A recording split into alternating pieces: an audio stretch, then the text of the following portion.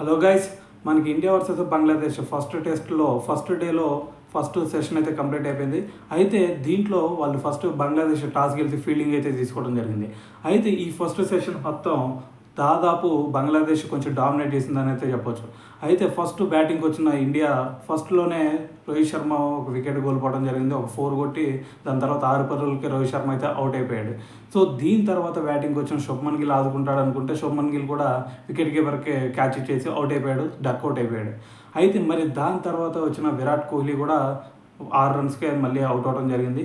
So దాని తర్వాత వీళ్ళ ముగ్గురు వికెట్లు కూడా టపటపా హసన్ మహమ్మద్ అయితే అవుట్ చేయడం జరిగింది.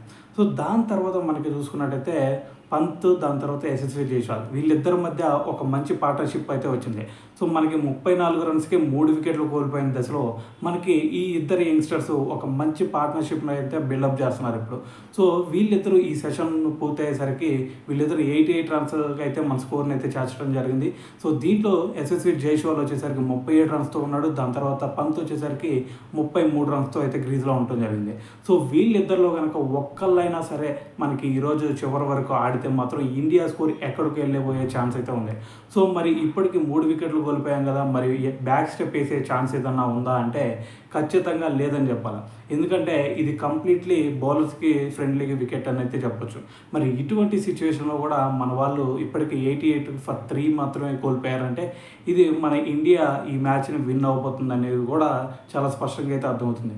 సో ఏదేమైనా సరే మన వాళ్ళు ప్రజెంట్ అయితే 88 ఫర్ 3 అయితే ఉన్నారు. సో మరి వాళ్ళకల్లే చూసుకున్నట్టయితే వాళ్ళకల్లే బౌలింగ్ లైనప్లో ఫస్ట్ సెషన్లో హసన్ మహమ్మద్ అయితే ఎక్స్ట్రాడినరీ స్పెల్ అయితే వేసాడని చెప్పొచ్చు.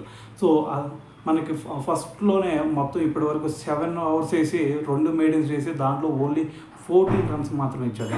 అంటే ఎకానమీ కూడా ఓన్లీ 2 రన్స్ పర్ ఓవర్ మాత్రం ఉంది.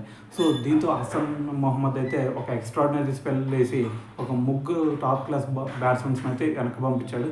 సో అయితే చూద్దాం నెక్స్ట్ సెషన్లో ఏం జరిగింది.